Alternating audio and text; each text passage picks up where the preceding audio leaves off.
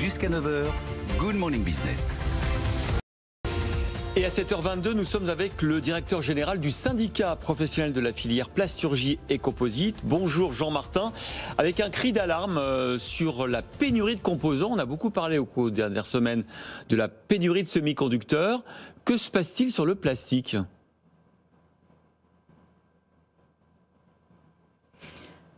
Alors on va vous retrouver dans un instant parce qu'apparemment on a un petit problème de son, donc on va voir avec vous ces conséquences sur les chaînes de production notamment, et peut-être à terme des difficultés de pénurie pour les tests PCR entre autres. Il y a eu des messages d'alerte notamment de la PHP, inquiète d'une pénurie de produits plastiques utilisés pour l'analyse des prélèvements, mais pas seulement. On va essayer de vous retrouver dans un instant, Jean Martin, ou sinon on essaiera de vous appeler bien sûr par téléphone pour être plus prudent. Les détails tout à l'heure avec Virginie Cook, précisément justement sur ce risque de pénurie. Et en attendant de retrouver Jean Martin, on va réécouter ce sujet de Virginie Cook. L'assistance publique Hôpitaux de Paris s'inquiète d'une pénurie de produits plastiques utilisés pour l'analyse des prélèvements des tests PCR. La filière plasturgie tire la sonnette d'alarme depuis le mois dernier. Les entreprises qui transforment le plastique ont des difficultés à s'approvisionner en matières premières. Elles subissent des retards de livraison, jusqu'à 3 mois pour certains types de plastique. Des PME ont même dû mettre à l'arrêt des lignes de production, nous confie Jean Martin, le directeur général de Polyvia, le syndicat de la filière. Selon lui, la situation est catastrophique. Les fournisseurs de plastique comme Total ou Ineos, eux, invoquent des cas de force majeure. Ils font état de difficultés techniques alors que certaines machines ont été arrêtées l'année dernière. La filière avait déjà dû faire face à une pénurie similaire en 2015, à une période comme aujourd'hui où les prix du pétrole étaient bas. Conséquence de cette pénurie, voulue ou pas, à l'époque, les prix du plastique étaient remontés. On a retrouvé Jean Martin, justement, donc le directeur général de cette filière professionnelle plasturgie et composite. Jean Martin, vous attribuez à quoi ces pénuries de matières plastiques, et est-ce qu'il y a certaines usines, certaines chaînes de production qui vont être contraintes de fermer ?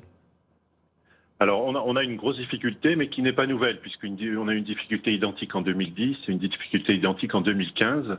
Depuis quelques semaines, et ça s'est accru, les producteurs de matières plastiques, donc les pétrochimistes, déclarent de manière un petit peu plus importante que d'habitude ce qu'ils s'appellent des forces majeures, c'est-à-dire qu'à un moment donné, ils sont dans l'incapacité officiellement. Il y a des causes irrésistibles qui font qu'ils sont obligés d'arrêter leur production. Ce qui crée aujourd'hui, parce que le nombre de forces majeures s'est multiplié, ce qui crée une vraie pénurie vis-à-vis des entreprises de la plasturgie. Mais ça veut dire qu'ils rompent leur contrat, donc en invoquant un cas de force majeure, et vous dites, vous précisez officiellement, mais ça veut dire quoi concrètement en fait? Qu'est-ce qui se cache derrière? Je ne sais pas ce qui se cache derrière. Ce qu'il y a, c'est qu'ils écrivent aux entreprises pour leur dire, voilà, on rencontre tel problème, ou on rencontre un problème dans telle usine, et nous sommes dans l'incapacité de vous livrer. Alors, le fait que ça soit une force majeure les dégage totalement de leurs engagements. En revanche, les entreprises qui sont en aval, c'est-à-dire les transformateurs de polymères que je représente, qui sont d'ailleurs en général des PME ou des TPE, se retrouvent en grande difficulté par rapport à leurs clients. Ça veut dire juste, peut-être encore pour dire un mot sur cette déclaration de force majeure qui fait que les fournisseurs ne fournissent plus. C'était déjà arrivé dans le passé, et à chaque fois, ça coïncidait quand même avec des cours du pétrole qui étaient relativement bas. Est-ce qu'on peut les soupçonner effectivement de ne pas avoir intérêt à vendre des matières premières tant que le cours n'est pas remonté ? Moi, je ne me permettrai pas de porter ce genre de jugement.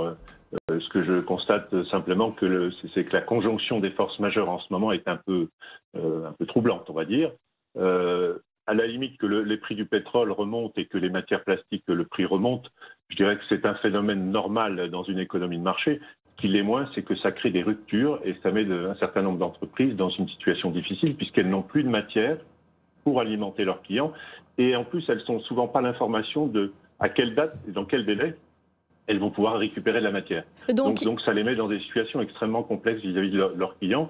Alors ça, c'est dans tous les domaines, puisque la plasturgie produit aussi bien pour le bâtiment, l'automobile que l'agroalimentaire, l'emballage, la santé, les loisirs, etc. Donc c'est vraiment tous les secteurs qui sont touchés.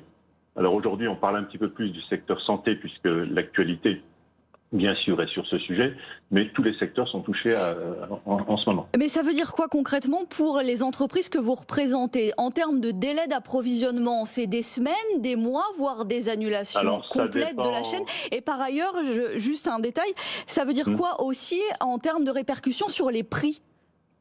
Alors, il est évident qu'aujourd'hui, on trouve tous les cas de figure. Donc, certaines entreprises voient des reports de quelques semaines. Bon, je dirais que c'est moins grave, mais il y a aussi des entreprises qui ont vu des annulations pures et simples, sans avoir aucune indication des dates auxquelles les matériaux leur seront livrés. Alors, il est évident que cela a un impact sur les prix. Qui dit raréfaction de la matière, dit augmentation des prix. Et là, après, la difficulté, comme beaucoup des entreprises de notre branche sont des sous-traitants, ils sont nombreux, c'est des petites entreprises, donc toute la difficulté pour eux à les répercuter, négocier avec leurs clients la hausse des prix. Alors, cette hausse de prix, je ne dirais pas qu'elle est normale, elle est naturelle après la période qu'on vient de connaître par rapport au prix du pétrole. Simplement, il faudrait qu'elle se fasse de manière progressive et qu'elle permette à nos transformateurs de répercuter très progressivement ces prix et non pas d'une manière qui me paraît brutale. Jean-Martin, parmi les 3500 entreprises que vous représentez, 120 000 salariés, est-ce que certaines font déjà état d'arrêt de leur production, faute de matières premières plastiques? Et est-ce que certains secteurs, on parle par exemple des tests anti-Covid, pourraient venir à manquer? Alors, certaines entreprises entièrement arrêté, il n'y en a pas aujourd'hui, mais c'est pour ça qu'on tire la sonnette d'alarme, c'est que ça pourrait se produire prochainement. Par contre, dans de nombreuses entreprises, il y a des machines ou des lignes de production qui sont arrêtées. En ce qui concerne les tests Covid, un certain nombre d'entreprises de notre branche ont fait des investissements, puisque depuis plusieurs mois, on sait que la quantité de besoins dans ce domaine-là va s'accroître et va continuer à s'accroître, a fortiori avec l'apparition des variants. Et donc les entreprises ont investi, et certaines se retrouvent aujourd'hui en situation d'avoir des équipements tout neufs prêts à produire et sont dans l'attente de la matière première pour le faire. Et ça, c'est relativement inquiétant, c'est pour ça qu'on veut tirer cette sonnette d'alarme. Merci beaucoup Jean-Martin, directeur général du syndicat professionnel de la filière plasturgie et composite, d'avoir été l'invité de la matinale. Après les semi-conducteurs, c'est donc autour des plastiques à manquer.